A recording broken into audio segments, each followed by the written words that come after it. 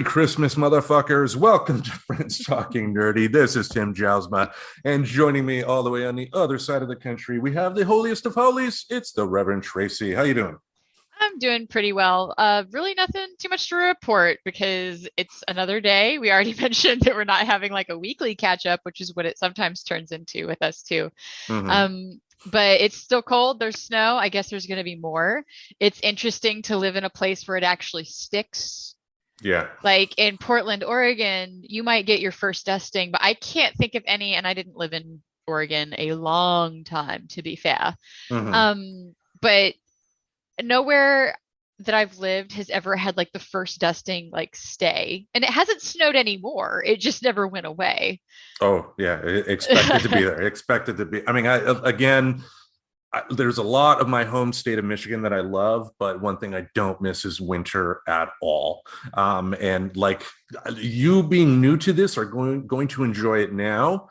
At the end of winter next year, 2 years from now, you're going to be like, "Fuck, it's snowing," because you have to worry about 10 degrees outside. It's freshly snowing. You got to get the car warmed up. You got to dust the snow off the car. And imagine if 2 inches falls the night before. That's a lot of snow. So there's a lot of work that goes into being able to deal with snow. Now, obviously, in Portland, Maine, as you mentioned last week, they have salt trucks, plows and whatnot. So Oh, yes, very active. Even still out today, which was surprising because it goes back to I didn't see any more snowfall, but there they're were still probably kind of salt out and on the hunt. trucks. It's probably Right. salt trucks more than anything, because Gotcha. I'm sure with if it's below 32 degrees, even if it was salted yesterday, like your black ice is the worst, so you got to be vigilant.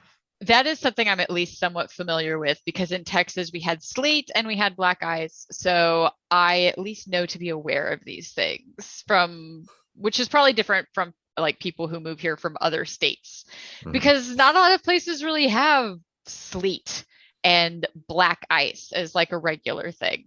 It seems Texas was the last place that I experienced that because Oregon, not really.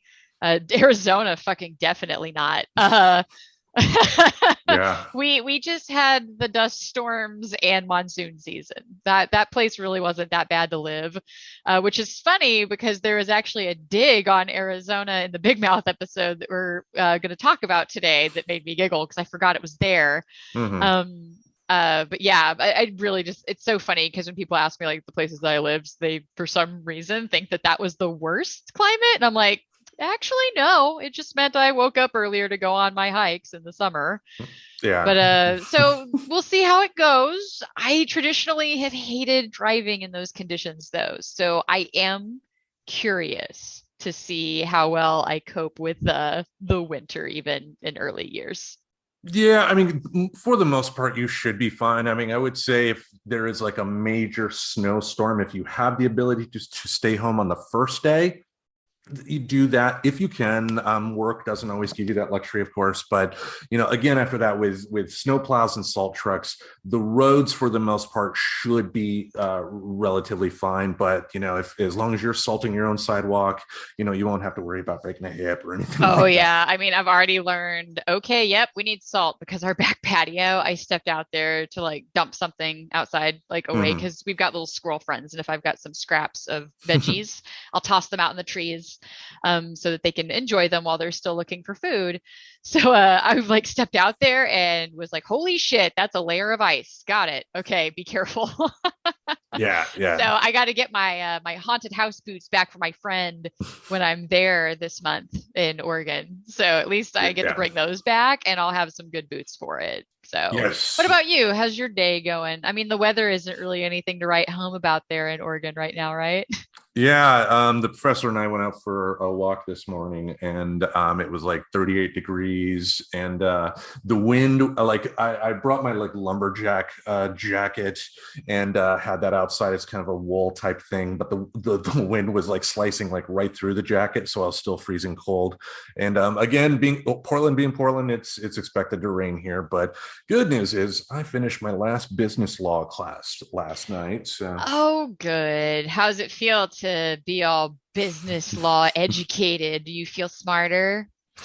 I mean, I viewed it as an experience. Like I'm not going into law. I'm not going to be a paralegal or a lawyer myself. I have no visions of being the next Perry Mason, but I'm also a writer and I love, learning things. And being able to take this class was definitely a good experience. And also too, in an odd way, it made me realize that as a podcast, maybe we should think about, because we talk mostly about contracts. And like maybe we should have something informal on file. Oh yeah, it does kind of get eye-opening. Like you learn information, you go, oh, shit, maybe I should be doing insert blank thing. Like when I took a psychology class and realized, oh shit, maybe I should be in therapy. Yeah. So. Sorry, I had to go for the joke.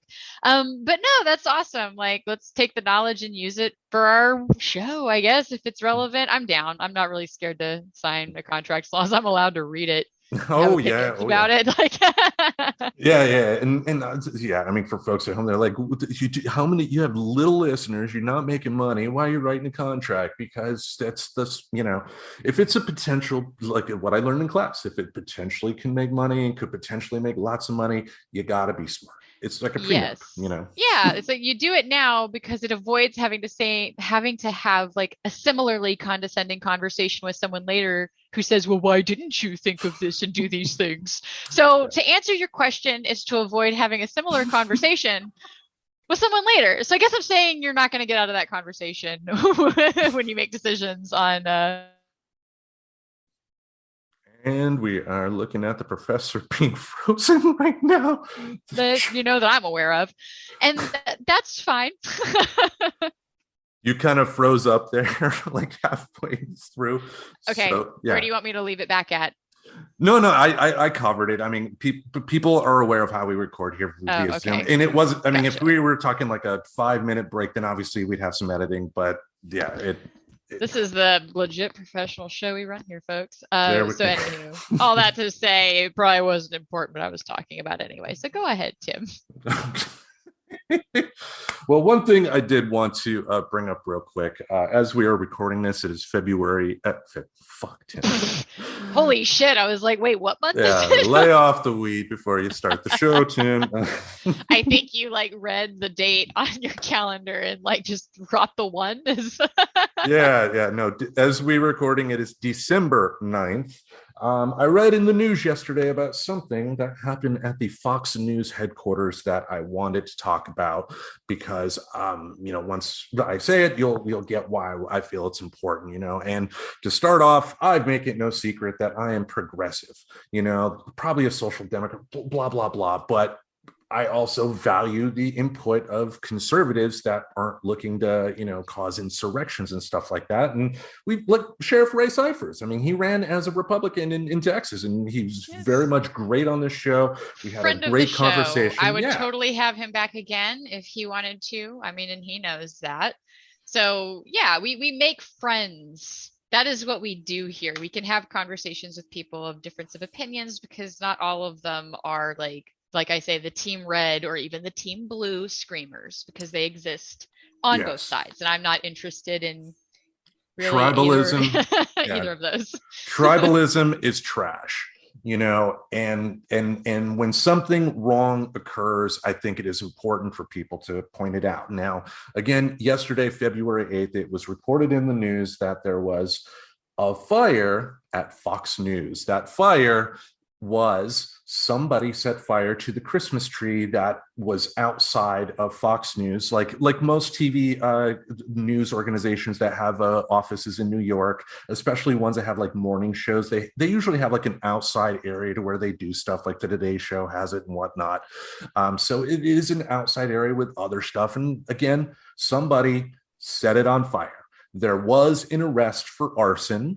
As of right now, I am not aware of any sort of motivation. So I don't know if this was just a crazy person doing crazy things, or if it was a politically based things, somebody that was against Fox News for whatever and decided to do that. If it is the latter, if the person in question did it for political motives, I disagree with that 100% because we're talking outside. We're talking a huge Christmas tree that almost completely burned down, that could have easily caused more damage, more things burning. And, when it comes to like people that work at Fox News that actively take a paycheck from Rupert Murdoch, at this point, like, I don't want them to die, but they know what they are doing. They know they are working for the enemy at this point. They can rationalize it in their heads. But when you have an organization that has a Tucker Carlson type that's spreading, misinformation about the pandemic and, pro treasonous stuff, just, yeah, but they don't deserve to die. And think about people that aren't necessarily taking a paycheck from the Fox Corporation that still may work in that building, like janitors and whatnot. I don't believe collateral damage should result in anybody dying for Fox News. I mean, Right. it's like there is so much that could have went wrong, that if it is a politically based thing, that's wrong. There are other ways to do it. Like, obviously there was not security enough to where the people were prevented from being away from the tree. So if somebody made like a bunch of Christmas ornaments, like saying like Tucker Carlson's a douche, and put them on the tree, I would have enjoyed that. That would be fine. But again, a massive fire for a huge tree. It was a big tree that, it could have caused some major damage, could have hurt people, could have killed people. If it is a politically based thing that this person who did that, that is 100% wrong, and that needs to be called out. Yes. And see, what was funny is we were starting to kind of talk about it before we decided we should stop and record, Mhm. because this was just starting to hit my radar of I very constantly and openly remind people that I don't follow this stuff as closely as Tim, or really as many people, I guess. But every now and then I'll notice amongst my friends online things getting shared, and there will be signs of something that maybe I should look at it and understand it, because it sounds like it's going to be something that comes up. For example, recently we talked about Rittenhouse. That was something that I wanted to be somewhat educated on because it seemed to have some significance. So this is something that all I had seen so far was the Fox News tree caught on fire, and I saw some people making fun of that, like Mhm. having a laugh at the expense, because given that nobody was hurt, and I think this may have been super early on, that wasn't exactly clear, was it arson? Did somebody do it, or was this just a tree caught on fire? Because statistically speaking, that can happen. Mhm. Like, you're dealing with a lot of electronics next to wood. Yeah. So, so I could totally see, like, oh, okay, the tree caught on fire, Fox, that's freaking hilarious, because their whole war on Christmas thing, and they accidentally catch their tree on fire, or whatever happened that their tree caught on fire, right? Bad Mhm. wiring, whatever. And then I started seeing more about posts that are more like the blame game and getting aggressive about it. And this is where I get curious, because is it legit that they found that somebody did something, or is this just somebody deciding this was motivated and da da da, and it was their fault, they did this? Is this it was Antifa type thing with no proof? So I haven't gotten to that step yet, because I had only recently, like, I think it was either this morning or last night, kind of seen more Yeah. about it. So I don't know if something broke. So if anybody wondered how things get on my radar, this is kind of what that looks like for me. Because it goes back to, I don't hunt it out, but I do kind of respect when something's coming up in my friend group, because I want to be involved in conversations with my friends. So me looking into it is really more of a wanting to understand something so I can talk to people. Mhm. Because I'm glad nobody was hurt. If Same. somebody did do it, and if they did catch them, and if it is the right person, I'm super happy that they did, and that goes through a process so that person goes, gets found guilty, whatever, and goes on, and things can continue from there. They can, like I said, there are options to get help, even if you had jail time and stuff. But whatever, I don't know how much jail time people typically do for an arson where nobody was killed. It sounds like it would be more fines and maybe some kind of like, oh, you have to take some kind of community service, da da da. I don't know what they would typically do for this. This isn't like the kids that accidentally set off the fires with fireworks. Like, Yeah. it's not to that level. So I'm interested to hear what happened. So that being said, that's really all I know about it is it's developing. But it seems like they did catch somebody, you had said? Yes, looking at a Google search right now, ABC 7 New York announces that the Fox News Christmas tree set on fire in Midtown Manhattan. New York Post, Fox Christmas tree arson suspect released without bail. NBC New York, man in custody for allegedly torching Christmas tree outside Fox News. So they have someone in custody. That is all I know at this point. So I don't know the motivation. I'm simply speculating on the political thing, but since it affects Oh, Fox News, yeah. people are going to assume it is political. That is, I mean, that seems to be already some of the stuff that I've seen is the more political accusations. And that's where I go, well, there's actually a lot of motivations for why somebody would want to do that. And Mhm. not all of them are political, and some of them are mental health related. Every now and then, somebody just goes and catches something on fire because they just thought that that was the thing to do. You know, Oh, it's and burning there's time. it's time to burn something. And whether it's, a voice in their head or just some kind of, mental illness that messes with impulse control.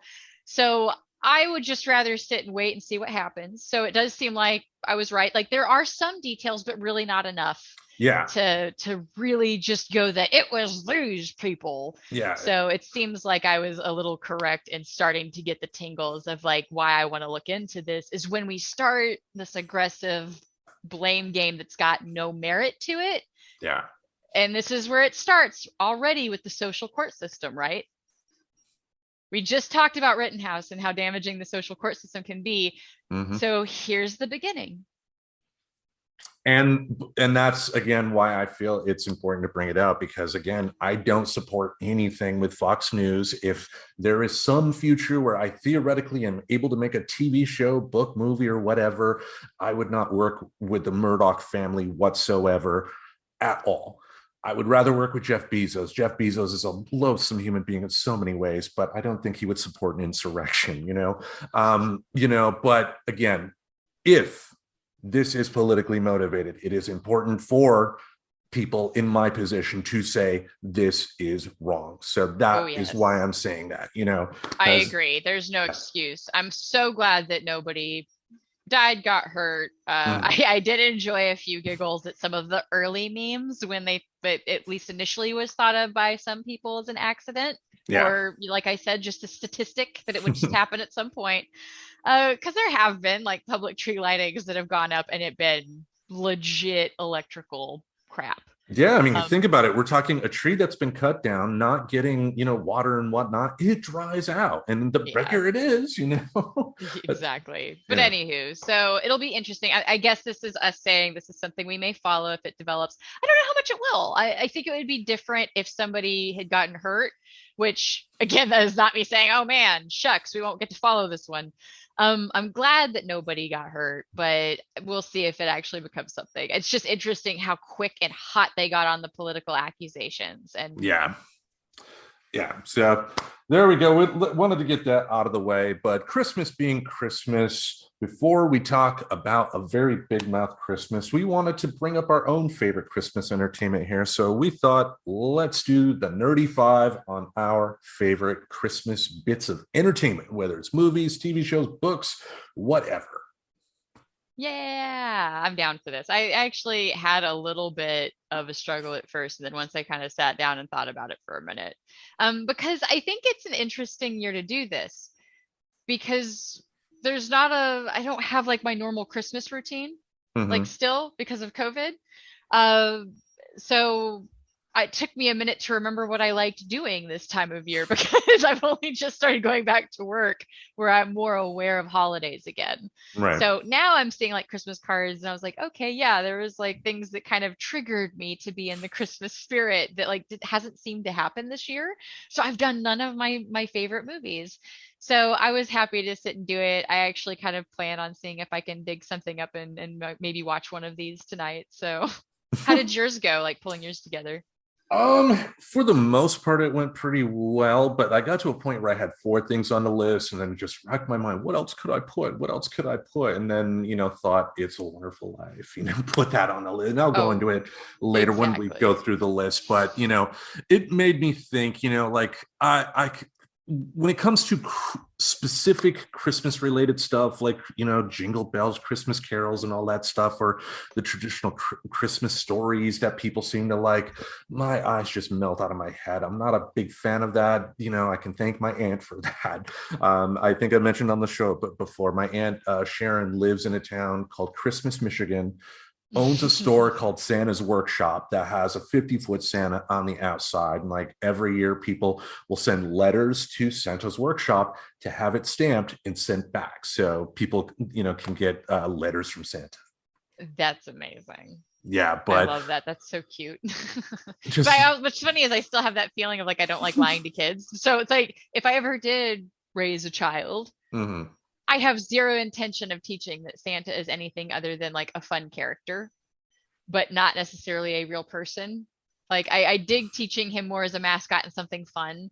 Yeah. I don't know if you've ever listened to people as adults unpack like how hard it was on them as a kid. Like some people have taken it really hard when they found out their parents were lying to them about Santa.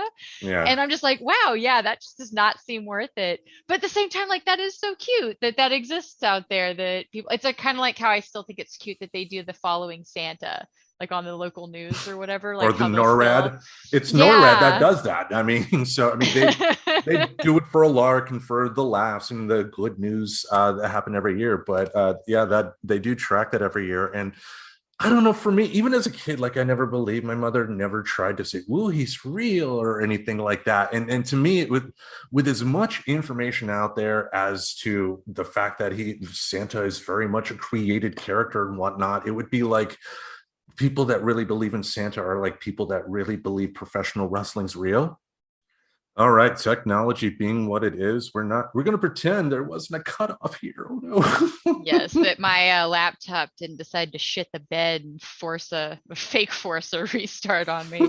But anywho, the Yeah. joy of Christmas give it's a gift from our computers, our technology, our Christmas gift is just reminding us that they can fuck up too sometimes.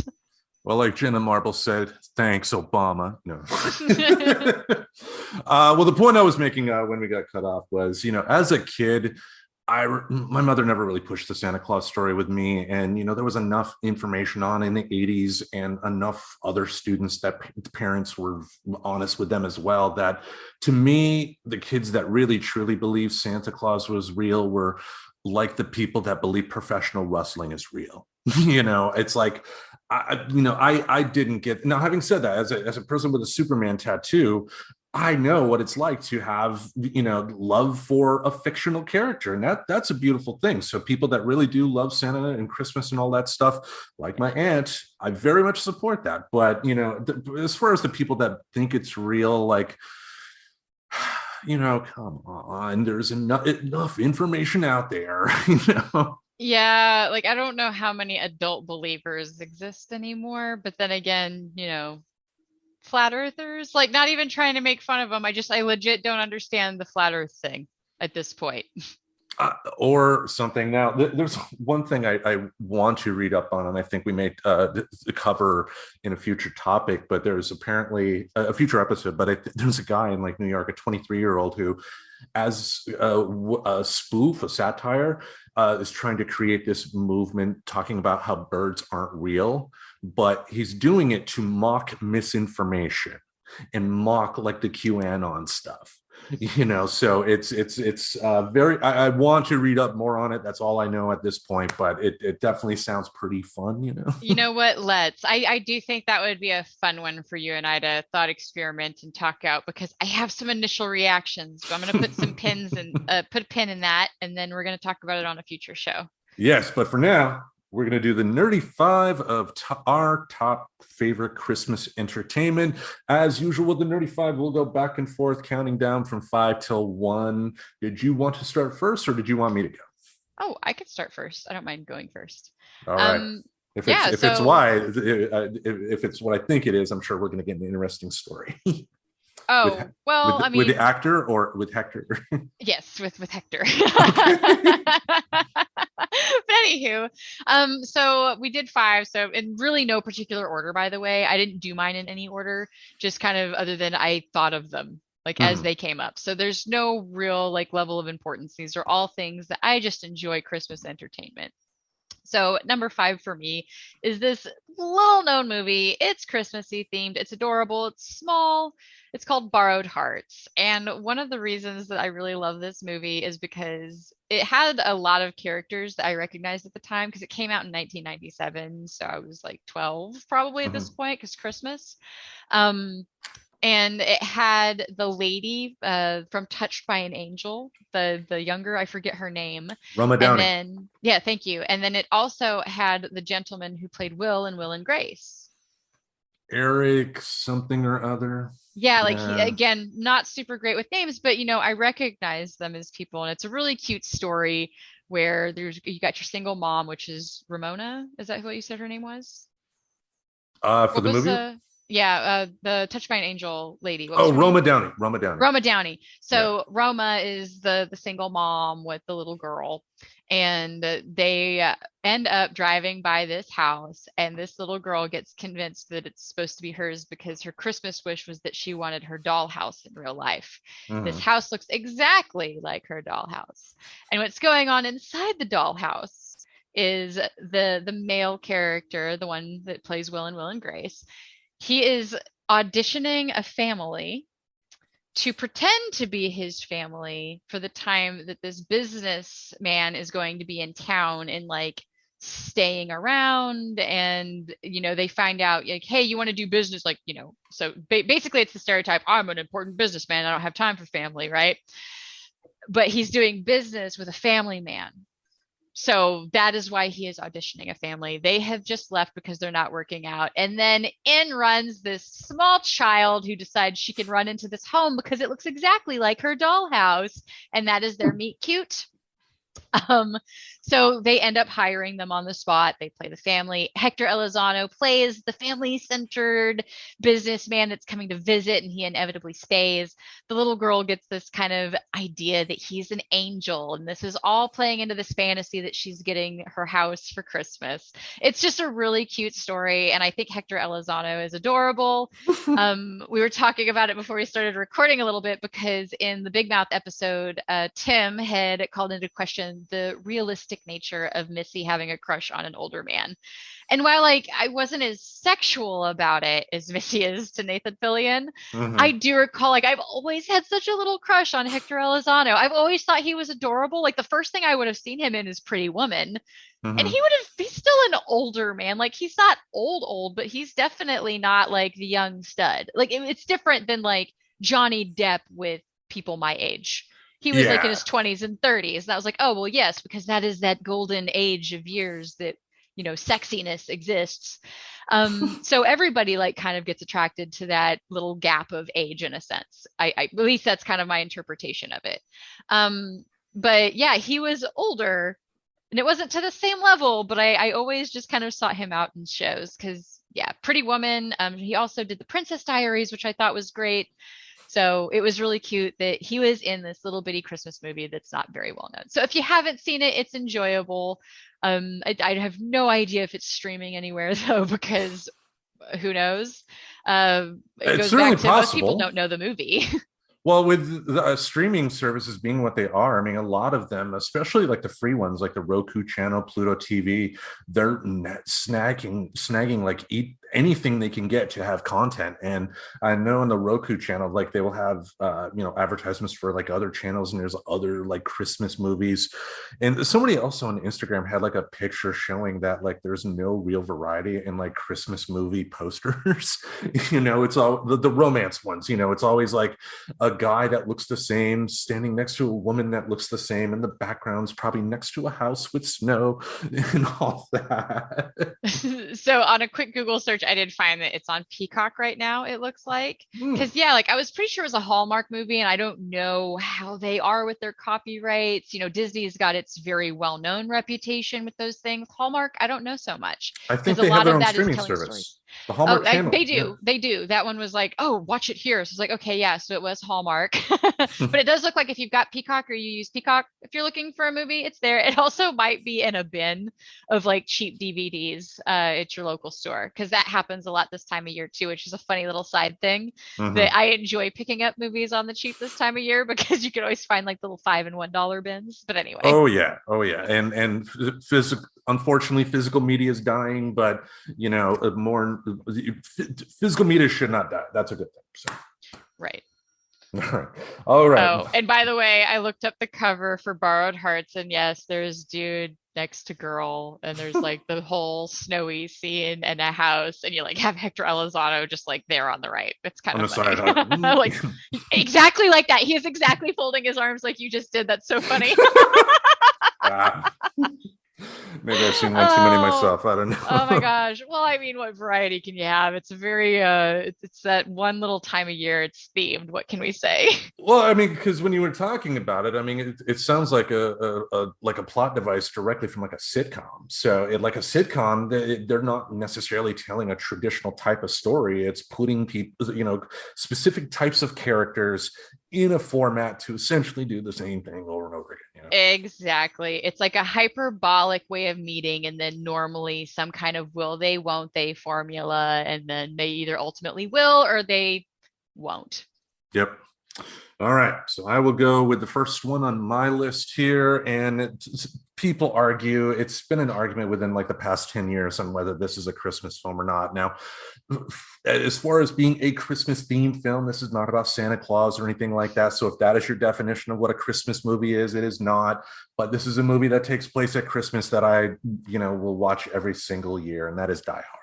Because one, you're not going to watch a regular Christmas movie. Fuck that.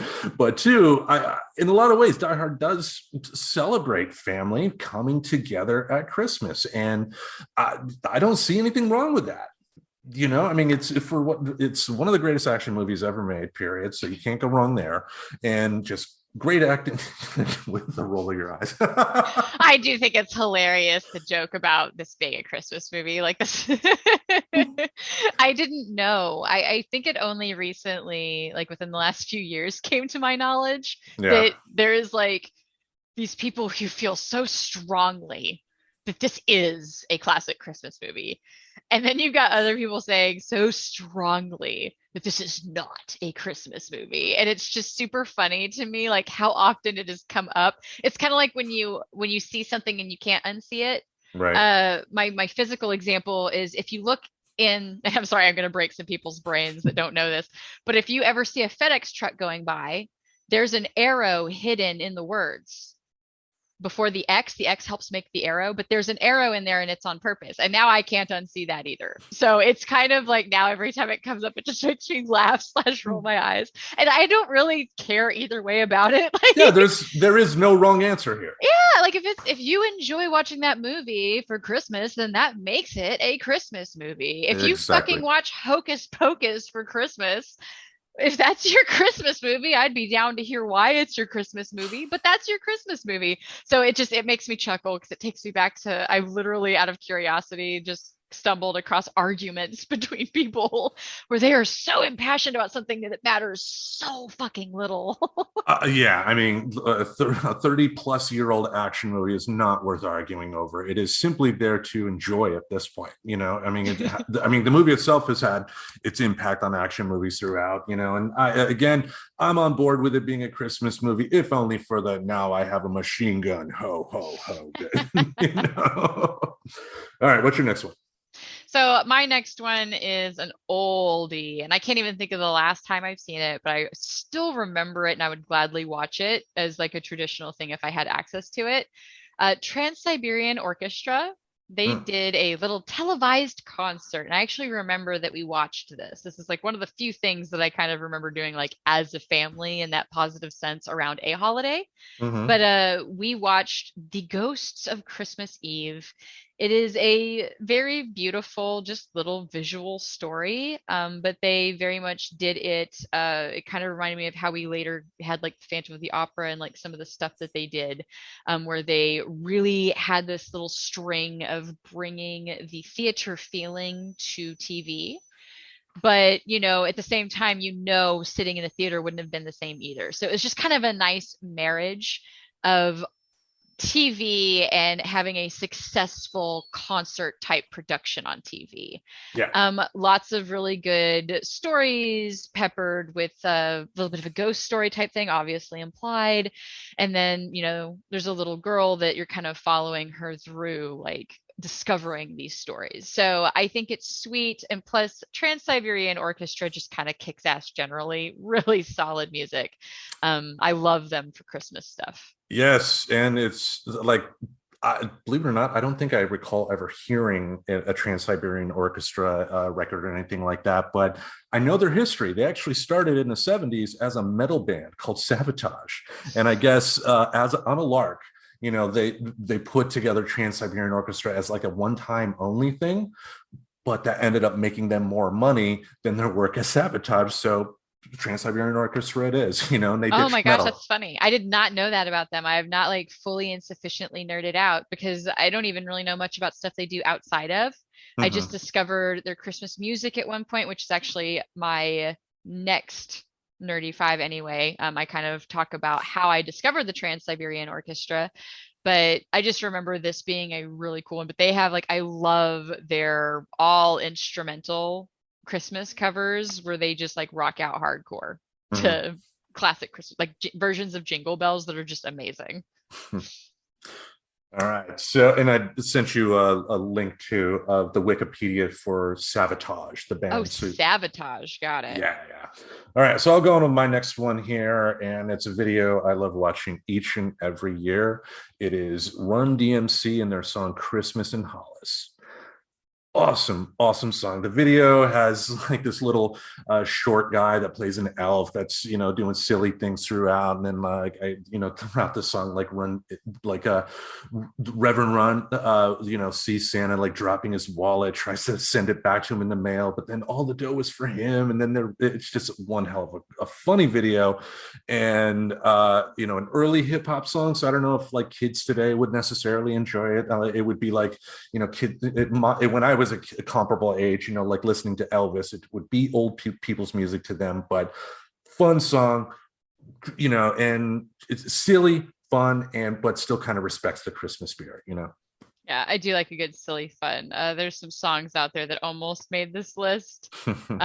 So like probably my favorite Christmas song, just I guess as a bonus, is like I Want a Hippopotamus for Christmas. I just think it's so cute and funny.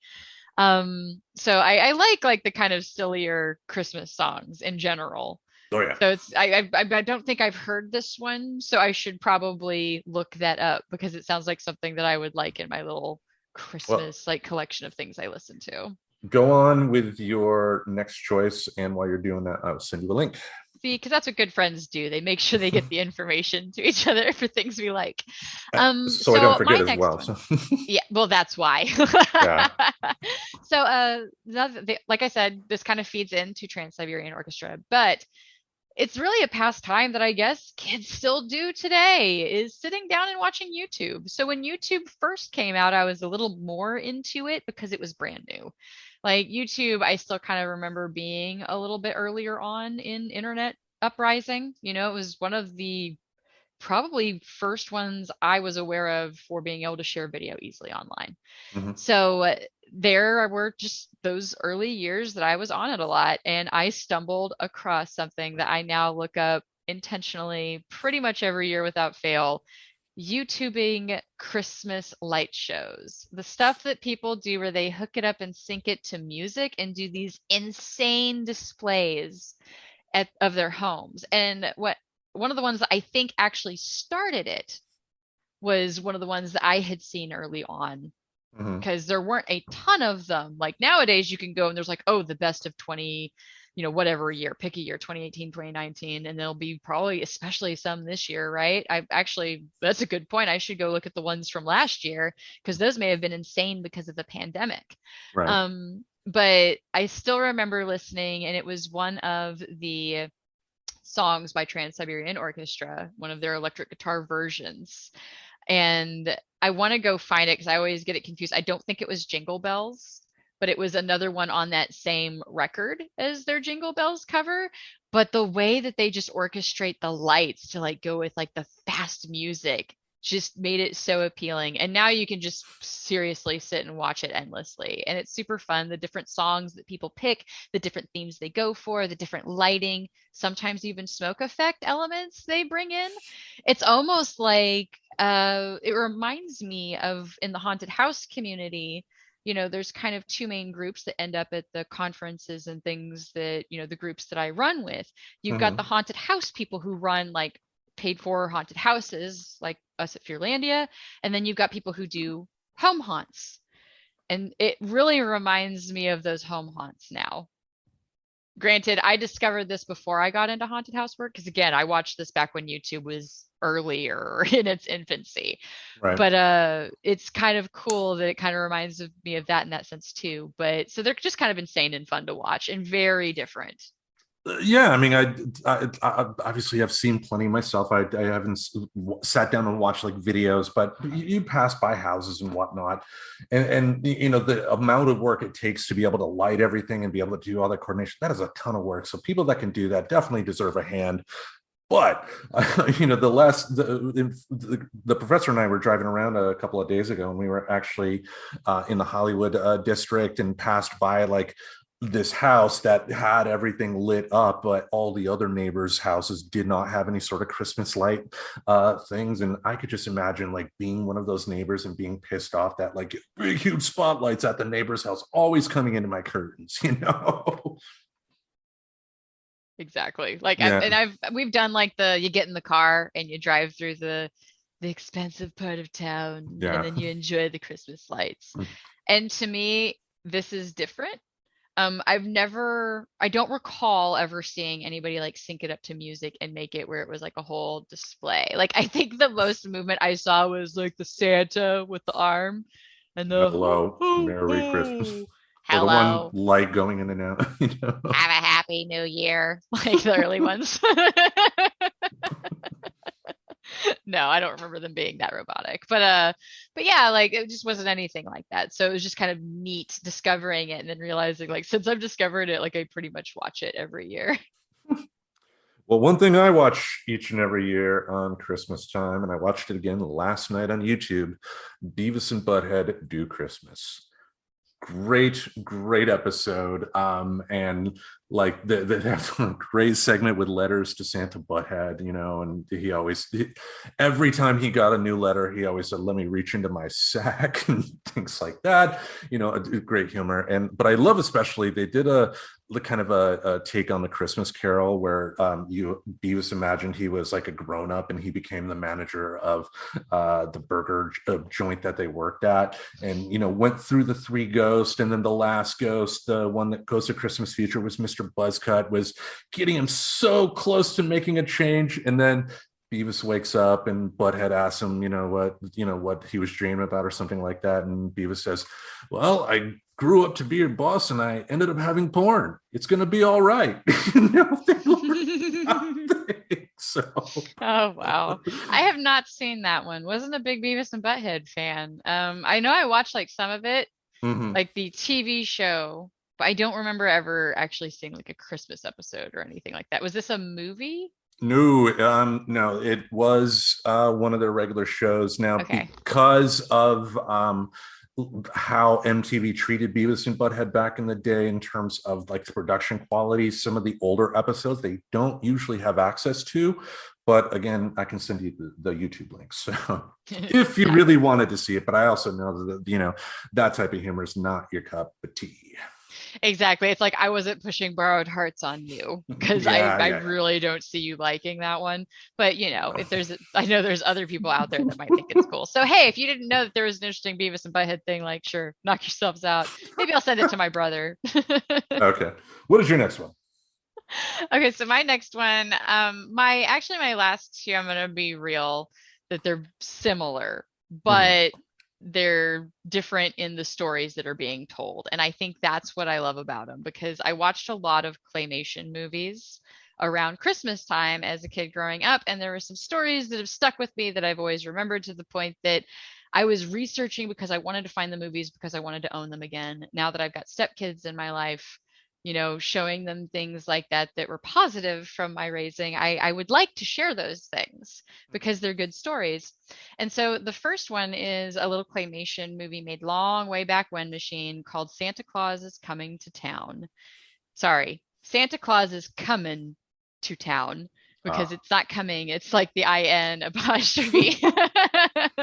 And what was neat is it's actually part of a chronology of Christmas claymation series. So, and I had seen all of them, but this was the one that when I thought of movies that I watched as a kid, that I remembered of them, because it had Burgermeister Meisterburger in this kind of story about this town that was really kind of sleepy. Like I think it was called like Somberville or something like that.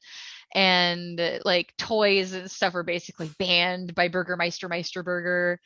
So it's just kind of an interesting, quirky story, and it does involve like a Santa Claus story, but it's out of the traditional Santa Claus stories, and those were the things that I kind of liked. Were not that there was just this magical guy that somehow poof and appeared in the North Pole. That's something that I did enjoy about Santa, was learning all of the different made up origination stories around him.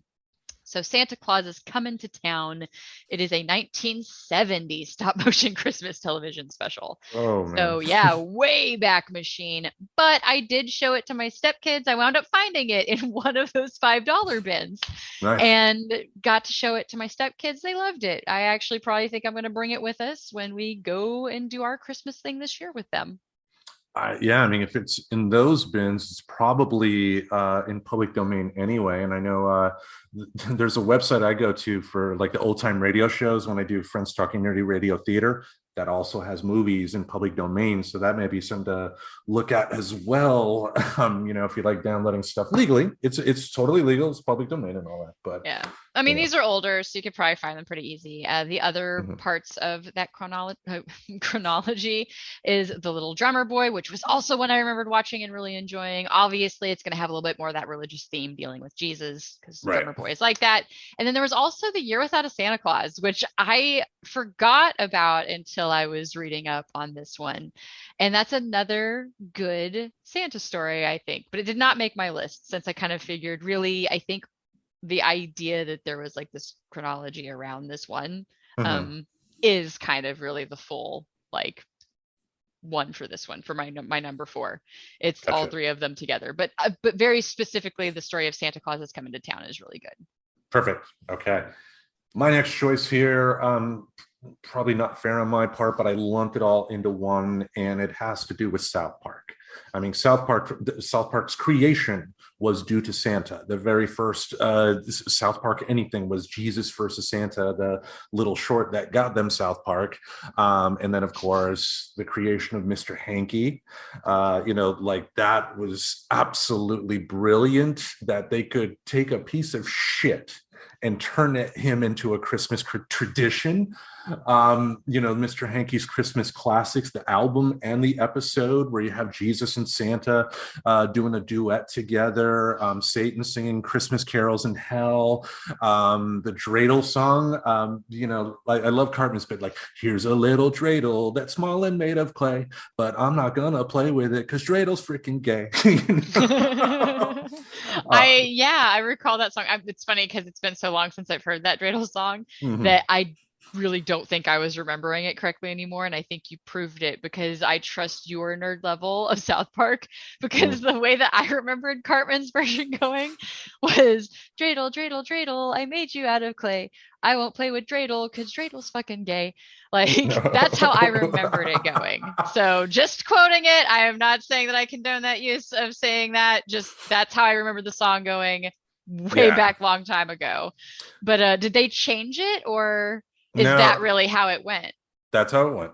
Okay, so I have no idea where that version came in my head. Like, maybe, I don't know, who knows? Maybe some kids were misquoting it around me too, or, your memory does funny stuff over time. So, well, I mean, think about how many like rock lyrics, like Jimi Hendrix, excuse me while I kiss the sky. Some people interpret as excuse me while I kiss this guy. So it could be something as simple as that. But a couple more But South yeah. Park things here. I loved Red Sleigh Down, where Santa tries to deliver presents to Iraq, gets shot down. I love the I line don't think where I saw that one. we have a red sleigh down. And then there's Oh a part God. where Iraqis like shock Santa's balls to torture him, and then Santa ends up shooting the guy who tortured him and goes, I couldn't let him live. He shocked Santa's balls.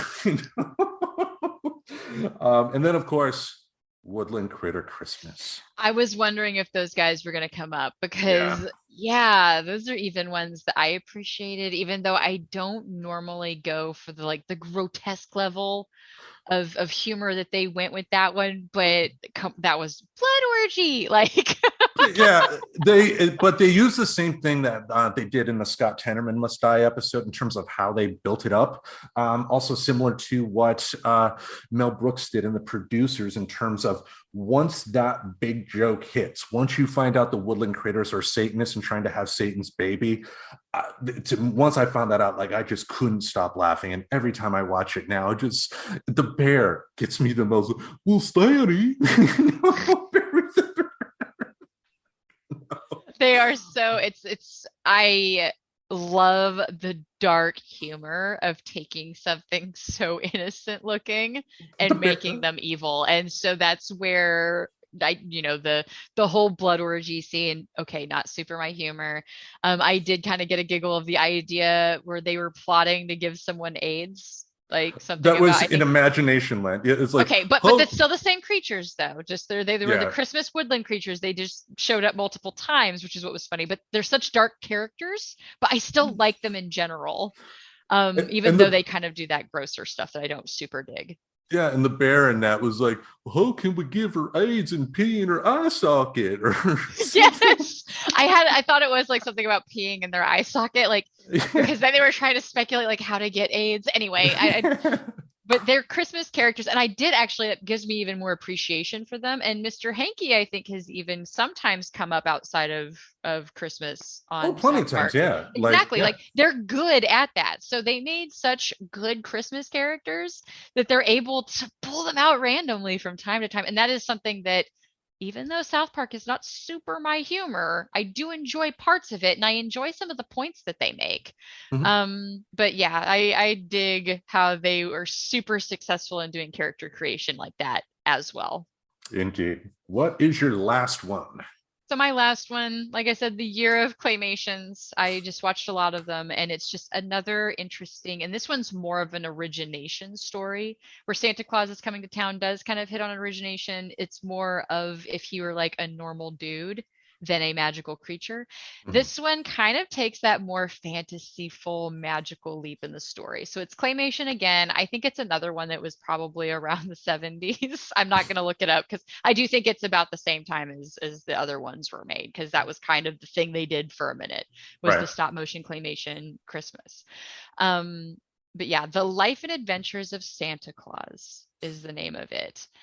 And I kind of need to buy this one and watch it again. My recollection of it is that essentially this baby human does end up, so he is still a human, but he ends up somehow being like lost in this little forest and being raised by like these little pixie forest elf type creature guys. And then eventually he gets curious about where he came from and he goes, he wants to learn about like humanity and stuff like that. And so it was interesting that being more of the story inspiring Santa, Mhm. whereas a lot of them center around like the gifts and not necessarily looking at the hardship. Like he saw like poor kids and stuff like that, hard situations and like somewhere where there was a servant or something that had tried to take like a little loaf of bread because he had just heard the master or whatever say that they weren't going to be eating as much, so it kind of went into some interesting darkness for being a kids movie, especially being a kid's Christmas movie. And that's what made me appreciate it a lot. So also, is it like also kind of fanciful and fun because you've got pixies and fairies and magic? Yes. But there's also some interesting little themes that get touched on in that storytelling. And it's a really good story that I encourage consuming. Yeah, and I mean, when it comes to kids, I think kids can take scarier stories than parents really want to accept. I mean, that does not mean I'm implying you know, whip out Saw for your 5-year-old to watch, but you think of Grimm's fairy tales, and how they were told. But hmm And that actually got proven in a mhm. little movie that I've mentioned before, Willy Wonka and the Chocolate Factory. Parents were actually really against the movie. They had a hard time getting funding at first because they really thought what children would want to watch this. And then it kind of proved differently. Like kids loved it. They kind of theorized that a little bit to some like psychology theories as to why Mhm. is that, that kind of sense that kids do kind of crave having boundaries and boundaries being clear. And so, yeah, it was kind of interesting. They have proven that kids can take darker stories and can Mhm. take like lessons and things like that. Yes. So, all right, I will go in with my last one here. And I know I've already mentioned it here and I've brought it up on the show before. It's a Wonderful Life. I mean, I think I was probably part of the last generation that still had it on TV 7,000 times a day during the holidays, during the 80s. I know it was like in the mid 90s. I think Ted Turner somehow was able to get the rights sorted out, which is why it's only shown on TV once a year now. But just what a great movie overall. I mean, just compared to other movies from that era, it actually feels like it's somewhat real, if that makes sense, because in the 40s acting was a little different than what it was today, and they didn't necessarily come, like the acting schools you hear about, like the actor studio and whatnot, like where like Marlon Brando came from.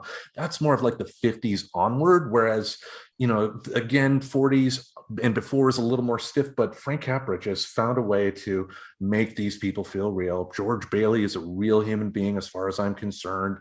Donna Reed is Mary. Just, what a beautiful love story there. And it gets really, really dark too. I mean, a Christmas story about a guy thinking about suicide, but it's a positive movie overall. And again, to your point, it is important to acknowledge that there can be darkness, because that makes, once if the darkness happens, that makes it so when the hero is finally able to succeed, the audience, it feels so much better. Just overall great movie.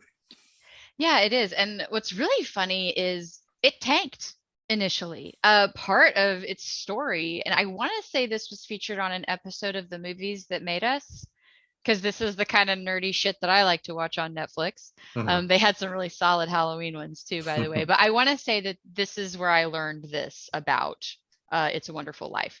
But essentially, it was kind of this they wanted something to run like a 24-hour thing during Christmas for some reason on like some local station, and they found this movie that nobody was going to ask for money for or anything like that. I think it was even possibly out of copyright as well, Yeah, but they it was in public domain. yeah, it was in public domain. So you're aware of the story too then. So cool. You can Yep. nod through and let me know if I'm like, because I didn't look it up to prepare. Because I try not to like tell to our audience. I try not to like talk out my ass, but I do recognize that sometimes, like if it's been a while since you've read something, your memory can get fucked around it. But anyway, Right. so what I recall of it, they needed something to play 24 hours around Christmas time, and It's a Wonderful Life was public domain. And also, they just had no reason to believe anybody would bring up any issue with it because it didn't do very well. And I don't remember why it was that they would want to play a movie that didn't do very well, but for It's whatever reason, it made it successful. Like people started watching it and really started to embrace that story. And I wonder, it makes me want to go into, well, why didn't it succeed? Or is it something that just like with Willy Wonka, where they almost assumed it wouldn't have done well? If I'm not mistaken, just audiences at the time were just not really into, and maybe too, the point I made about the acting style in that movie compared to other movies of that era, maybe just people weren't ready for it. And I've also, it's also, if you think about it, an interesting case in terms of how art gets its value, because this movie that we consider a classic today, as you mentioned, was sitting on shelves collecting dust in the public domain, allowing any TV station in the country to just grab it and play it to fill up airtime. And it really is interesting in terms of how people view art what makes something successful and whatnot. So yeah, lots of interesting stuff. Yeah, it didn't make my list. It's a good story though. I do appreciate, touching on those darker elements. It's really funny because you realize like that's a movie that so many kids have seen. Like at this point, and parents probably don't even think too much about it, but there's other themes that they'll avoid letting their kids watch that are like not even as dark as somebody saying, I want to kill myself, and that's a whole story about a world where he didn't exist. Yeah, and I love too that you find it's a time specific thing, but the part where he's in the world where he doesn't exist, and then meets up with his wife Mary, who's 28 and a spinstress because she never married. you know Yeah, there's maybe a little hyperbole. It's been a while since I've seen that one. yeah, a little, I don't know.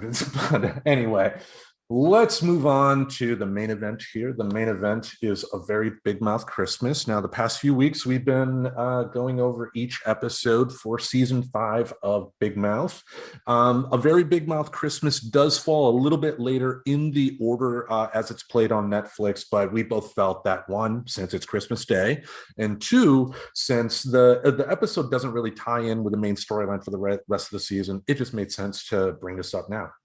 Exactly. Like there's really no spoilers in here, I don't think. Nothing that you wouldn't have known from the prior season. Yeah. So yeah, it's just they, like it's similar to the Treehouse of Horror. They take the characters we already know and put them in different scenarios that aren't canon to the story. But well, I guess there's one situation maybe because the Jesse's dad's girlfriend, I couldn't remember when we discovered that she was moving in. So that's the only thing that might be brought up here that we haven't mentioned yet, like in the regular show. But other than that, no other spoilers. Yeah. So, well, let's go over some of the themes here. Now, one of the first themes, speaking of the Jesse story, that really got me thinking was how silly it is that the story of the birth of Jesus, someone who born in the most humble of ways, that this person born in the humblest of ways could lead to as many deaths as have happened throughout the centuries because of this. like I'm an atheist myself, but I think it's a pretty well-known fact that Jesus, as presented in the Bible for what Jesus actually is quoted as saying, said some pretty nice things to follow. Like the only real thing he ever really said that you must do is treat others the way you want to be treated. And how is that a bad thing whatsoever?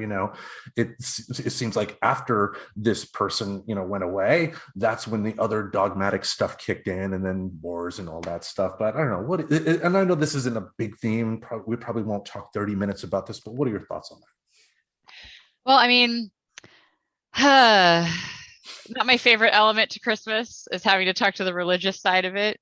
Mm-hmm. But it is a big part of it for some people, even though for me, it's almost like I've separated it in that sense, because I didn't have like the best experience when I went to like the whole Christian university and was like, in that world more.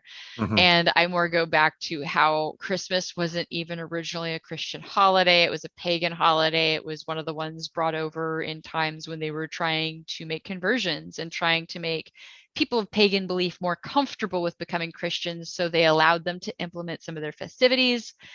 So I like to look at it as the parties around that, rather than a child that, from what I understand, wasn't even actually born around Christmas. The story got more related to it as a means to tie in, like to give pagans something, but I don't believe he was actually born around Christmas. I thought he was born in the spring.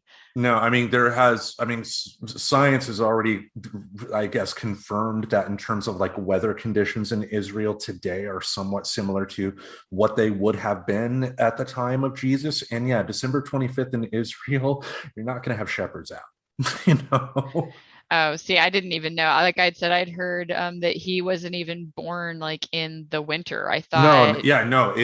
He was not born on December 25th. You are 100% correct. Okay, cool. It was the Catholic Church co-opting a pagan tradition that happened on December 25th and turning it into a Christian thing.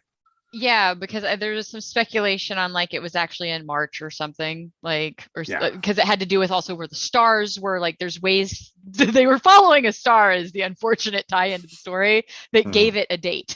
You know what I mean? Right.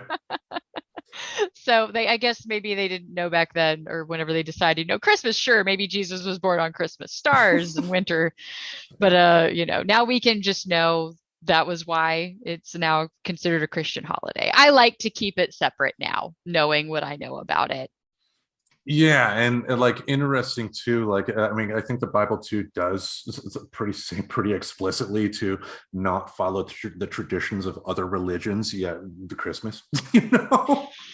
Yeah, but they bought that one. That's theirs now. So Yeah, it was an estate sale, you it got know. grandfathered in. All right, another theme here, and this kind of has to do with when Santa showed his dick. Uh, I thought it would be interesting to talk about how the lack of sex education could lead people to exploring things in a destructive way because they don't know the proper way, if that makes sense. Right. Think of the elves in the story didn't know anything about sex. Apparently it was, we find out later on that they are very much adults, but didn't know about it, and then once they discovered it, they all started fucking each other. Obviously that wouldn't necessarily happen in real life, but in terms of just like repression, like lack of sex education, trying to put shame and whatnot, just how it could lead to more destructive things. Yeah, I kind of got a little confused by the story at first, and then when they made kind of that cutting dig at the end, that's where it got more obvious that this was just, kind of making a point Mm-hmm. about, it was meant to be hyperbolic. Something that I thought was funny about it though was like, wait a second, they're quote unquote having sex, but like they didn't appear to have any parts. Like they very much looked like dolls. $10, yeah. So yeah, like they didn't seem to have any anatomy, and it's not like they were sparing that for the show. Like they just showed Santa's huge, huge dick, like unnecessary.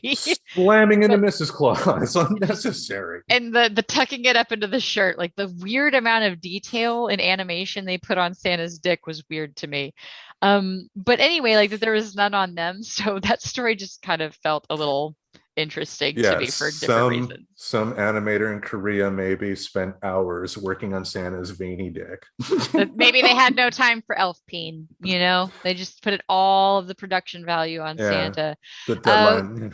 but yeah, I mean, I do agree with like the general idea that it is better to educate on something rather than this idea that you should like guess slash struggle at stuff when it's unnecessary. Like the struggle doesn't actually help learn the lesson. Yeah.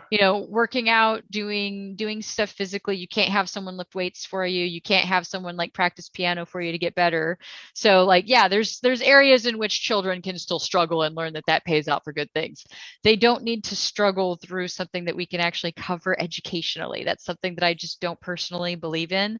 And Yeah. I do kind of see and feel where that's led into some not great things once they hit dating. One of the most profound, TED Talks I ever listened to is actually a couple. Well, they weren't a couple. Whoa, way, we're not a couple. They wound up at a party, and he wound up uh, victimizing her, essentially. Mm. But so they ended up going therapies, things like that. They wound up doing TED Talks together to raise awareness about we need to educate people to not have them line up so that these situations happen because he gave his side of the story to it. And a lot of it is like kind of not being taught about sex and sexuality on a comfortable level. And Yeah. then you end up exploring it in a situation where you're drunk and not making decisions the way that you would normally make decisions and justifying actions. So, because that was, mentioned, getting drunk is also like something that was in the comments up here right next to, the lack of sex ed. And that Yeah. is where a lot of that seems to play out, right? Like when we're drinking is when we make a lot of sexually not so great decisions sometimes. Like that's even kind of the stereotype around it. So, Yeah, I mean, like beer goggles and all that stuff. Yeah, and Yeah, I mean yeah, I mean it is clear that whether it's kids or adults, period. I mean, there's not enough sexual education happening in this country. People are not having these conversations, and like people. Yeah, I mean it's like the more you try to repress that in society, the more people will explore it in destructive ways. And yeah, I think Yeah. And it's common sense. unnecessarily so, by the way, just unnecessarily so. It's like we wouldn't just say, well, driving is natural. We're just going to put them behind a car. They'll wreck into a few things. Like, no, we teach it because it's not necessary. The struggle part of that one is not as necessary as like I said, learning a skill, etc. And it kind of ties in too with what happened in the previous episode in terms of like Nick with the vacuum cleaner, for instance. If there was proper education at that point, he was told about the dangers of what a vacuum can do on that area, it's like it wouldn't have happened. And you would think, in theory, that should be a simple talk. But again, it's parents that get bashful. They want to word it as, I don't think my kids are ready. But no, they just don't want to have that talk because they're uncomfortable. Usually that's where it seems to stem from, because we're the ones that project the sexual discomfort onto our kids by making it a taboo subject, because they pick up amazingly early that you're keeping something from them. And I think that's kind of part of the misstep. And it goes that way. Like the elves had no clue until they did have a clue. And then, I mean, granted, it goes back to it's a ridiculous story. And I almost put it as a bad thing about this episode. But because I waffled on it so much, I was like, I guess it's just a thing in this episode. It's not really good or bad for me. It had both elements. And at least there was Santa's cock, I guess. That even kind of annoyed me at the intro when they teased it. I'm like, okay, Santa's dick is gonna happen. Yeah. Now, you already mentioned it, getting drunk as well. And I found with this episode too, in terms of the themes are more broader. They're not specifically made for the younger audience, even though there are definitely kids that do get in their parents' liquor cabinet and whatnot. But like me, I remember like the first time I got really drunk, I think I mentioned it on the show before. I was in the movie theater watching Tomorrow Never Dies, James Bond movie with Pierce Brosnan. And there's a scene early in the movie where he's in a hotel room with a bottle of Smirnoff vodka, pouring himself a glass, waiting for the bad guys to come. And I'm sitting there watching that, and I'm thinking, if he can do it, so can I. And after the movie, went to the store, bought some Smirnoff vodka, went home, baked some potatoes, drank the vodka, and got violently drunk and threw up everywhere. Oh my God, that's an awesome story. Yeah, thanks. So wait, you never drank until you were legal age? Yeah. I mean, like sips of beer and whatnot, but I never. Okay, yeah, but you never got drunk. Okay, I guess no, that God, makes no. sense. God, no. I mean, you know me. I'm way too cautious to go outside most days, so I wasn't going to do anything like break the law to that extent. But I get you. yeah. What about you? Like in the episode here, it was Connie at the Christmas party ended up getting a little drunk. You had a little interesting drunk story. I mean, you mentioned the bar fight once. Oh yeah, I've been drunk a lot in public. Like then that's not a bragging thing. I have so changed how I treat myself since then, and I just don't like doing that anymore. But yeah, getting drunk, making a fool of myself, making decisions that I wouldn't normally make, even kind of being a dick in senses that I just am not normally a dick to people. Right. So that was just all to me reasons why I don't do that anymore. Like when we moved, I imbibed in some sake when we had some really nice sushi at this local place, but I don't anymore. But yeah, anytime I see it portrayed, it also just kind of reminds me why I don't anymore. yeah, I like myself. I love the occasional beer, and sadly, I will drink an occasional Four Loco as well. I admit it. I'm one of them. But Class. Yeah, classy guy. Hey, baby, give me the Four Loco type of thing. But I'm also I don't like getting drunk. Like the older you get, the worse getting drunk just feels, and the longer like the hangover ends up lasting. Like the last time I got really shit-faced drunk was in 2016. It was after after my wife said, she wanted a divorce, there was like a party happening at a coworker's house. It was like a store party, but not an official store party. So there was booze there. And I just went there, had a good time, got just really, really drunk. And it was fun. See, and I guess I used to do that, like even when you knew me, because I worked at the tech company downtown and we'd have the big Christmas party every year. And that was like the one time I would get like white girl wasted. And even then, I don't know. I think when you're, and I can't speak for everybody, but I do think there are people, like I will say myself seems to be this way, that if I go into drinking, like not using, like, I guess not being ready for it to be an excuse to do like weird shit, I tend to act better. Like work party for some reason was never an issue for me. And other people it is, right? Because Yeah. oh my God, they made out with somebody and then it turns into a talk with HR. Like that's the stereotype with work parties. And even at ours, because of the drinking, there was a little bit of an implied like if it happened at the work party, it did not happen at work.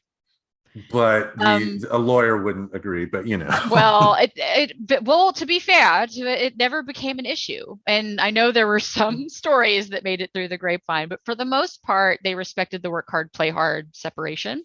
right. So I do recall one of the funnier, so there was the bar fight, but I wasn't the one kind of acting out in that situation. I could have been sober, and that situation seems like it could have played out exactly the same. Like, Right. I don't think I fed into that one. I just got hit with a freaking pint glass. I was sitting there. Someone else was very drunk. But hey, like to be fair, that might not have been her normal way of dealing with things, is to chuck a pint glass at I some hope person's head not. they don't know. But yeah, other ones are just like I remember getting a ride home in an Uber from one of those tech parties. So the holiday party where I mean, guys, I am not joking. There were no drink tickets. You could just go get drinks, and that's how that was. Didn't they have a keg set up, like a kegerator or something like They that? did. They also one year they had a table that was set up to look like there were a bunch of drugs on it, like making fun of like disco era. So that's the kind of parties I went to Hmm. there. But I got really white girl wasted. I still remember having a really great conversation with one of my coworker friends that I'm still dear friends with, like outside. I don't remember what we talked about, but it was fucking cold and it was raining. And I get in the Uber and go home, and I'm still like collecting it because I go back to I used to get drunk and be just a shitty mess, right? But now there just seems to be something that has clicked in my brain where I Hmm. can do things like very gently realize the moment that I'm going to be sick, just say, and I'm pretty sure this is what I said verbatim to, excuse me, I really hate to be this person, but I need you to pull over. So like he pulls over and I took like three good steps away. I was in like a whole costume because the themes, there's always a theme in a costume I do. And Right. so I'm like, hold everything back. I get sick like away from the car. And then I stumble back into the car and I sit down. I'm like, I'm so sorry. I may have gotten some on your tire, but I think I got away. And the guy was like, are you kidding? That's like the most polite anybody has been sick like in my car. And I'm not even sure to count it that you were sick in my car. So but like there was a version of me that wasn't like that too. Hmm. So I think it just depends on who you are as a person in a way. And that's not meant to say like if you're kind of shitty when you drink, there could also be like chemically it messing with you in different ways that it messes with other people. But yeah, like I don't have any, I still don't glow and want to go back to it. Even though I handle it better now, I still like don't glorify the drinking culture. Yeah, I mean, that's one I've never really gotten into myself. Like the people that, have to go to a bar every single night after work or something like that, Oh, you know. yeah. I actually have one of my haunted house actors just turned 21 and I'm friends with them on Facebook. And, they'd posted something about like being hungover because it was their 21st birthday and they were starting the morning with a mimosa. And I'm like, I said something to the tune of enjoy our cultural obsession with and taking just enough of a toxin to be fun and not dead. But Oh, I said, but seriously, she gets my humor. I was like, but yeah. seriously, be careful out there ultimately.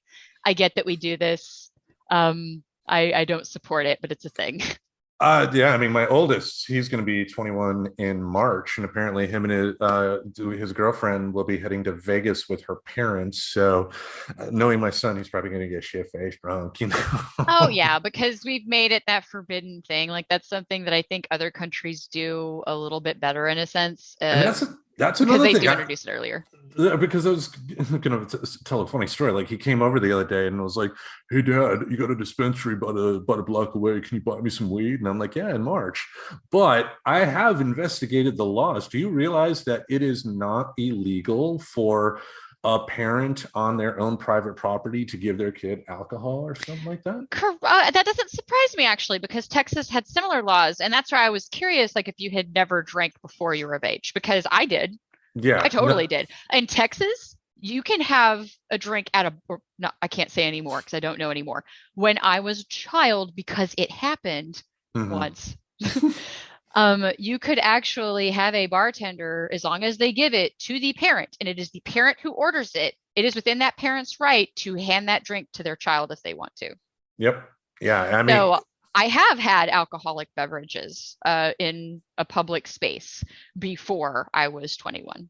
oh, and that's another thing I forgot about why I didn't necessarily, drink alcohol more when I was a kid. Like my mother was scary and like she would also drink Diet Coke too. And she was the type that if you took a Diet Coke, she would know you did it. So God. was I going to do that with a beer? No. Oh God, no. I'm I not mean, I stupid. always snuck into my mother's liquor cabinet, but I also knew she wasn't exactly measuring where she left off on things, so I got away with it a lot. Yeah, I mean, if it's a new bottle and there's like a quarter left, maybe it's a little too much, but like a sip or two, I get that. But she never had hard liquor around anyway. It was always just beer. But speaking of that, another theme is parties and how it can feel just fucking awful when you make a big plan for a big party and not many people show up. Oh yeah. Reminds me of my sixth grade graduation. Reminds me of why I decided in middle school to stop having birthday parties. Yeah, like I'm sure it's probably very much same with you. Like at my sixth grade graduation party, like all the kids ended up having something similar, and I went to a bunch of their parties and handed out invitations. My mother had a cake, ice cream, and all that stuff, and only one friend showed up. Oh Yeah, man.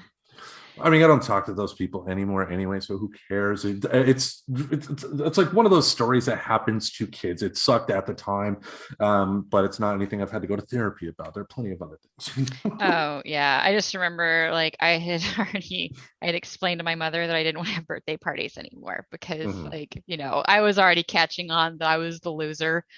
Like, and that there's, I got it. I was like, okay, I get my lot, I get my station and my cast in this school. I Yeah. don't want to have parties anymore. And so she decided to surprise me by trying to plan a tea party. And I still don't understand. And it goes back to I don't get some of her motivations sometimes Right. because this is so not me. It was like this little corner tea house where I would have to like I was told I needed to wear a dress. Okay, like this wearing a dress in general has led to like damn near knockdown drag out fights in my home because it's just something that I always hated that she made me feel like I needed to do. Right. And so she plans this whole thing around this like tea dress tea party. Ha, look, and people are gonna come. Like I talked to some adults, to some kids in your class, and they're gonna come. And like I think three people showed up, and one of them was one of the like kids in school that was kind of like I'd mentioned before on the show. Like we had a few that we just kind of rotated who were the meanest to, and Mhm. she was another one that was on that list with me. And all I remember about the party is, like I said, three people showed up. She was one of them. And I only remember it was her because she spilled iced tea all over my fucking dress that I didn't want to goddamn buy anyway. Oh man. And so that was the last shitty birthday party I had. Yeah, I Just set get it that off. about that one. Yeah. Right? Like, wouldn't you give up? Like, that's just odd. It's like, there's so many people like, oh my God, you haven't had a birthday since middle school. That's so sad. And I'm like, no, no, no. Let me tell you the story because I had the best, worst birthday party already, and I'm solid. Like, I'm good. Can't get worse than this. It's rock bottom, folks. I'm Bye. cool with not having good ones just to never have that happen again. So I Right. was just totally fine with never doing it after that. All right. Well, another theme they do bring up that's also been brought up on South Park before, and it's difficulty of being a religious minority during Christmas. Like growing up in Texas, you said you were from a Catholic family, so I could see where that maybe could be an issue with some people. Did you ever experience anything like that? Well, it goes back to like my mother considered us a Catholic family. We moved away from anywhere being near a Catholic church like when I was in fifth grade. So Hmm. I don't really remember too much about like those services. I'm sure we went to them when I was a baby and they were beautiful and whatever. But Christmas is just I wasn't a minority because but went to the Baptist churches, so it's Hmm. something that I couldn't really relate to in that sense. I didn't know any Jewish people. I'll be totally honest. I'm not aware of knowing anybody Hmm. that was religious minority. Very well may have known some atheists that just didn't talk much about it because in Texas and small towns, you don't really announce when you're not Christian, especially back in the like 90s, like late 80s, 90s through the early aughts. But Yeah. yeah, so I don't really have a lot of personal stories other than, now being older and understanding like I have been that demographic in other situations, not like during Christmas, that maybe is underrepresented during that time of year. I guess like Thanksgiving is one since we just talked about that. Like I feel really lonely during Thanksgiving and out of place. So I Hmm. can relate to it on that sense where everybody's gathering with their families and doing things and I just don't feel like I've got that. Now I get it, but back then probably wouldn't have. Yeah, I mean, myself growing up, when we visited my dad on the weekends, he was a Seventh Day Adventist, so we would go to church on Saturdays, which people would be like, "Really?" So that would lead to some weird conversations sometimes. But generally, a Seventh Day Adventist is not going to be any more controversial than a Baptist, apart from the fact that they go to church on Saturdays. Oh yeah, like we had the Baptist church, the Methodist church. So it was just kind of all so intermixed. But I don't recall any drama around Christmas between the various Yeah. sects. Yeah, but when I was involved with the Jehovah's Witness organization, that was interesting because they don't believe in holidays at all. So Right. yeah, so it would be little things, you would experience, and I feel horrible. My kids had to go through this somewhat, but the tradition of giving a gift on Christmas, we've had to turn down those gifts as parents for our kids because it happened. Now when that happens, I felt horrible each and every time, and made sure that I made up for it. They ended up getting something anyway, which is like, why did you do that anyway? But I was trying to impress. That's why I'm in therapy now. Oh gosh.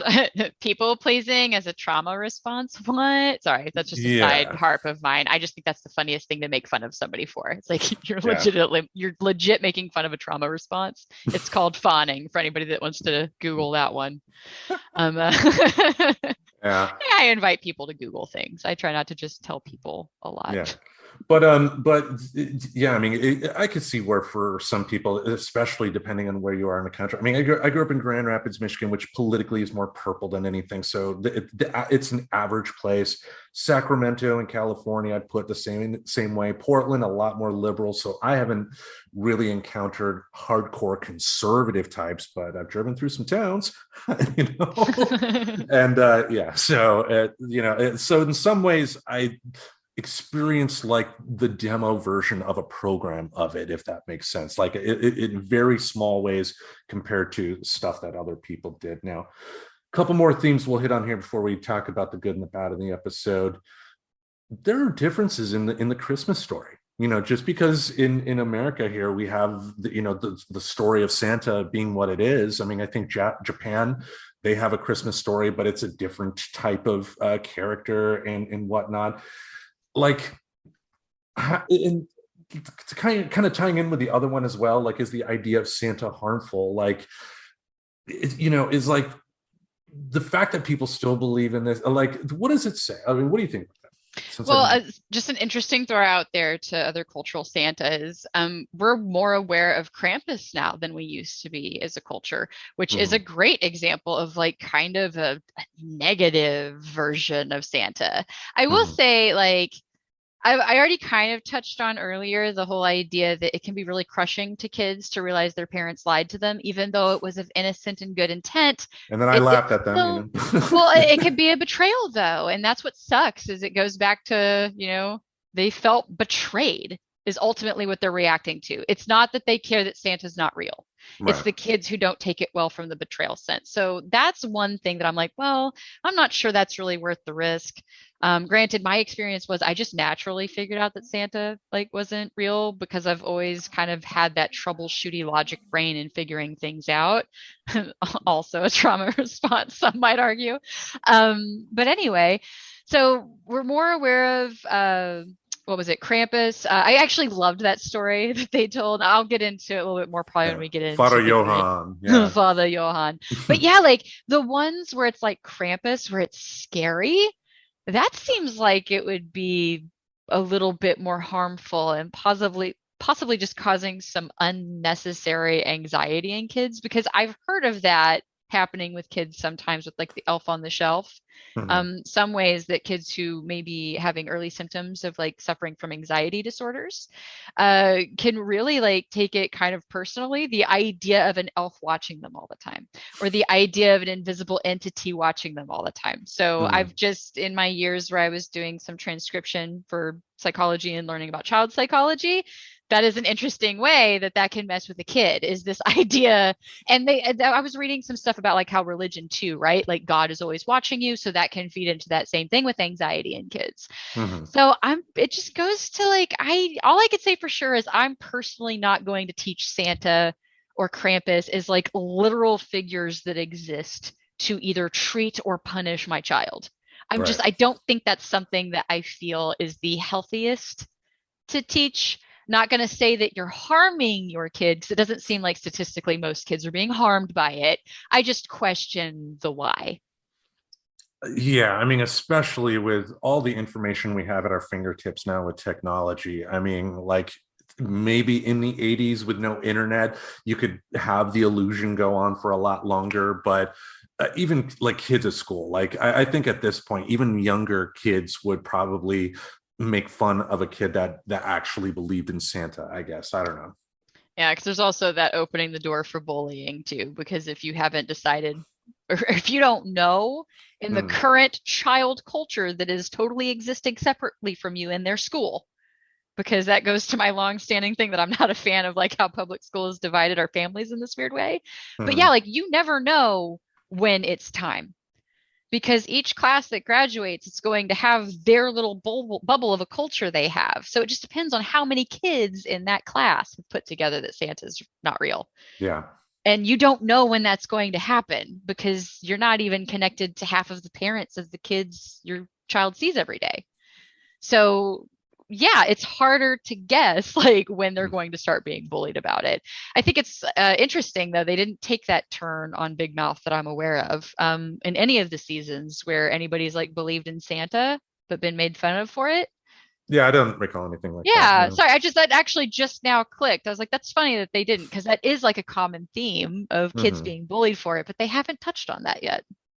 Yeah, maybe next year. Maybe they'll listen to this. I don't know. Yeah, we got good ideas. Hire me for your writing team. Sometimes I'm funny. There we go. Now, the episode, what's good on it? What did you find that was good? So I really loved all of the mixed medium across the board by illustration or physically by like the claymation animation and then straight by puppetry. Like they really Mhm. kind of folded it all in because you have puppetry, which is really straight medium. You have claymation, which is a cool marriage of medium and animation. And then you've got animation styles. They played with a different style than their normal. I'm not super a fan of anime, but I did appreciate that they kind of hit the top mediums for kind of animating things. Right.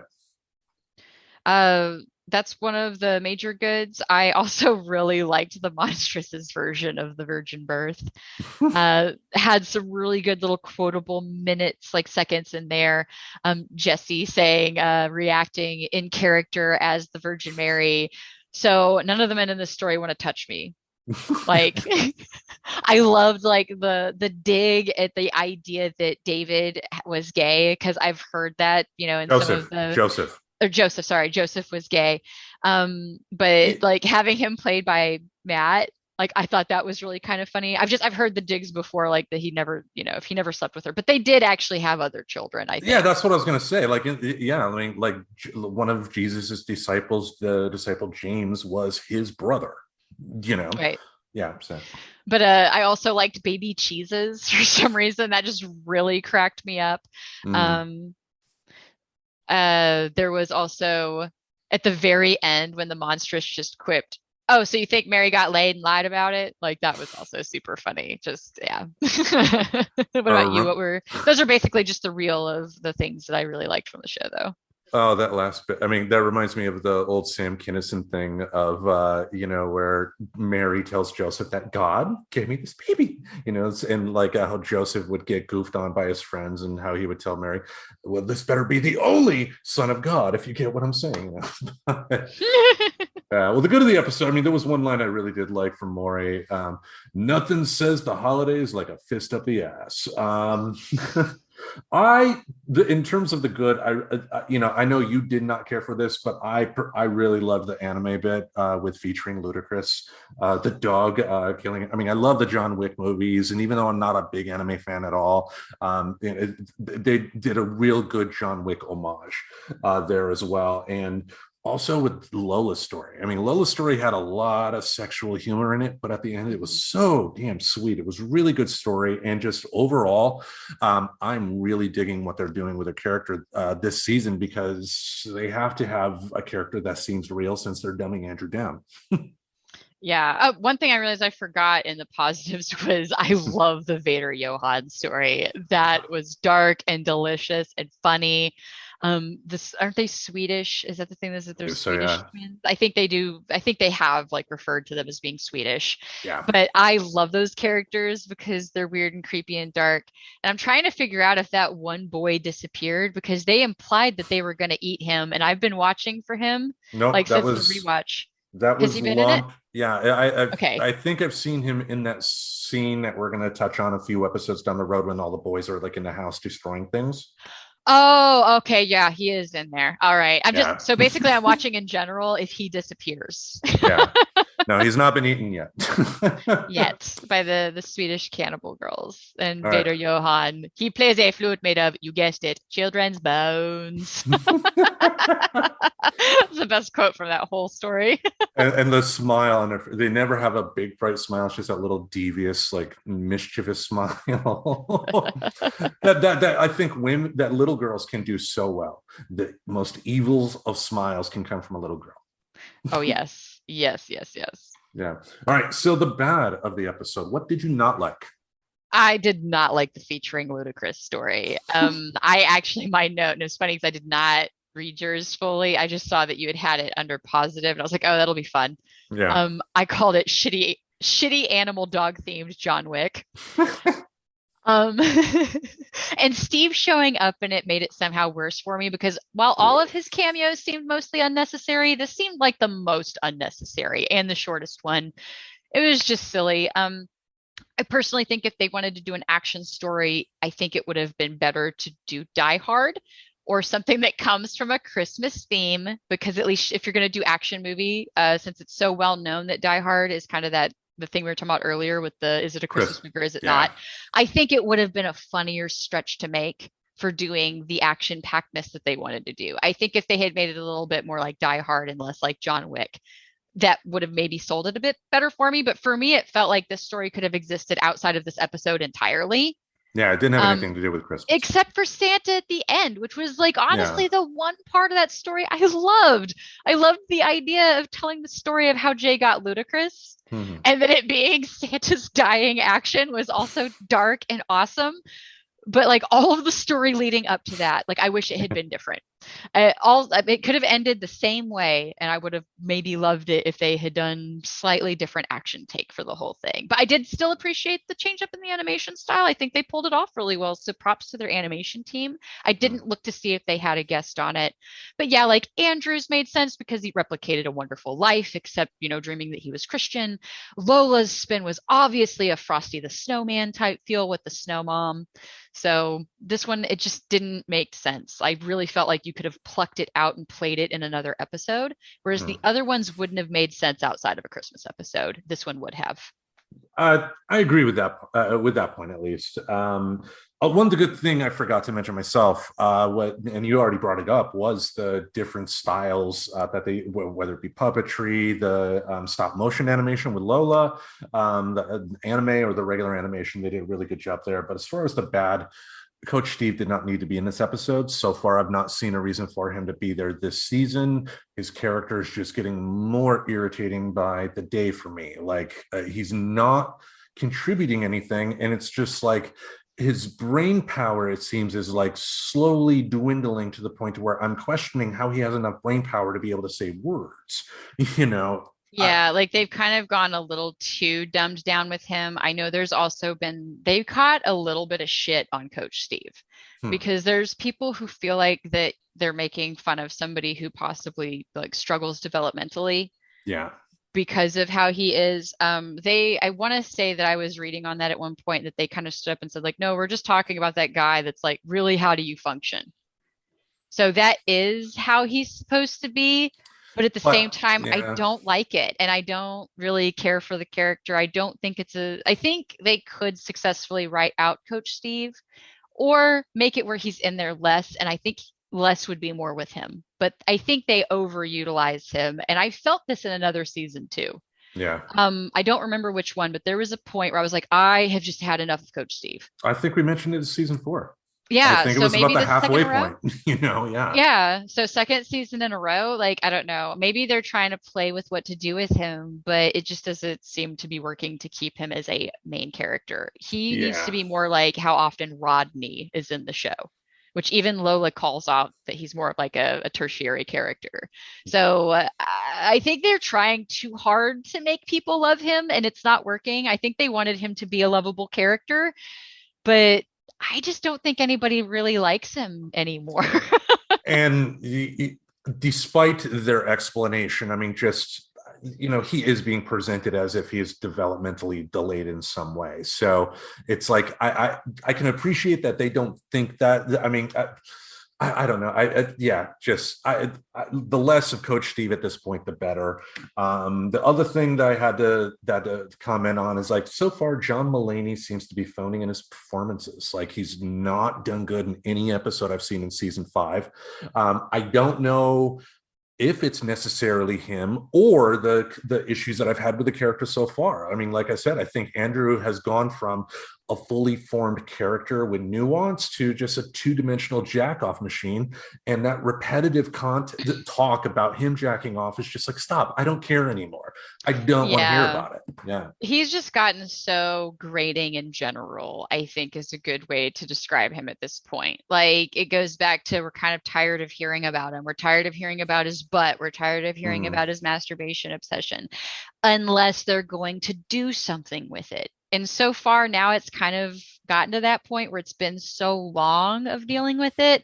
yeah. I just kind of want Andrew to move away or something. But he's like, what?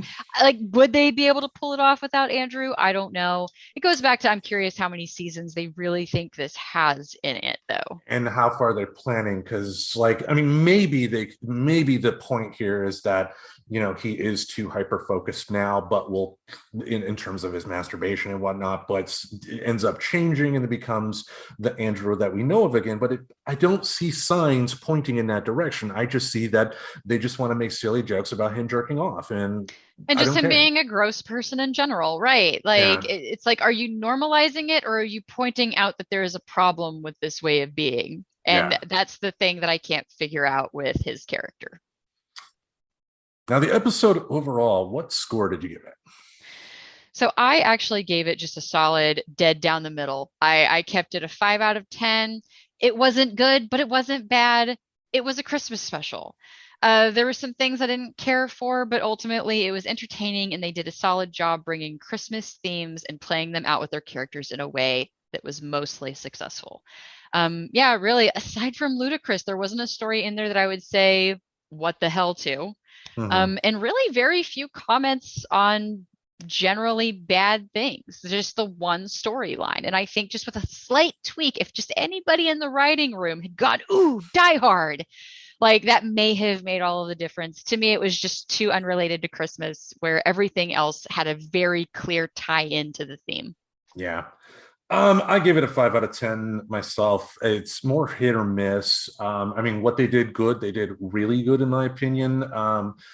If anything, this episode is like the circus. I mean, if you don't like the clowns at the circus, the acrobats are going to be there. If you don't like the acrobats, then the animals will come out and do their thing. There is something you will enjoy, and this is a fun episode to, for Christmas especially, to put on. So after you're done listening to this episode, put Netflix on and watch it. You're going to have a fun time watching it, but it's once you watch it, you won't have to watch it again. This is not one you're ever going to put on for a repeat, which is why I gave it the 5 out of 10. It's not bad, but it's really forgettable. Right. Like, is it going to be the thing that ends up on my new rotation of things I watch every year? No. Am I gonna Mhm. like skip past it when it comes on? Because we all know I replay and just watch stuff over and over sometimes. And Big Right. Mouth is one of those shows I do that with. I'm not gonna skip it because I think there are episodes I've mentioned before that, oh yes, if this comes on again, I will skip it if I realize this is that episode. Right. But this one's not one of those. So Well, there we go. That is the Very Big Mouth Christmas. yes, we gave a very special Christmas special and talked There, about a lot of things today. indeed. We thank you all for listening. Now, next week is going to be a special episode. It is New Year's Day. And I believe I mentioned it last week, but I'll mention it again here. What we're going to do next week is myself, the Reverend, and Professor Aubrey will be listing our top 5 songs in our Spotify Unwrapped playlist. And then, we'll be able to, give stories as to why we listen to those songs so much. We'll also give some honorable mentions, and then we will talk about the future as well. Yes, we have one teaser announcement, but I'm not going to Mhm. say any more about it. So we do have an announcement having to do with our friends talking nerdy folks, Yes. and also just talking in general on just individually what we hope to do for the year because it's just such a good topic to hit. I like the hopeful stuff. I like concentrating on that. Like New Year's excites me so much more than Christmas because it's something I've always been able to get behind is manifesting and coming up with ideas on how to have a better year. I've loved that attitude. we we should do this next week as well. I think last year at New Year's we did a nerdy 5 on our resolutions. We should see how much we actually hit.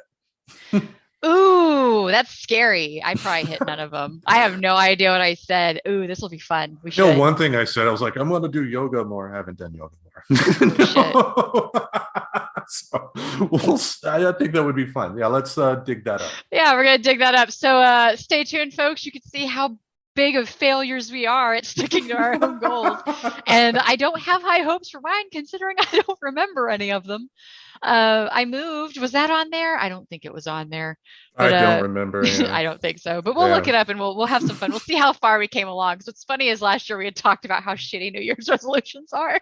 Yeah. And like we're totally gonna make this work this year. We are guilty. We are guilty. Our reasonable things because our life got busy. So, maybe we talk about how we stay on path next year. So there we go. Until then, though. Every Wednesday and Saturday, we will have something in this podcast space to entertain your ear holes. Until we meet again, we bid you adieu. Happy holidays. Subscribe to Friends Talking Nerdy on iTunes, the Google Play Music Store, as well as Spotify. Remember to support Friends Talking Nerdy on Patreon. Goodbye, darling.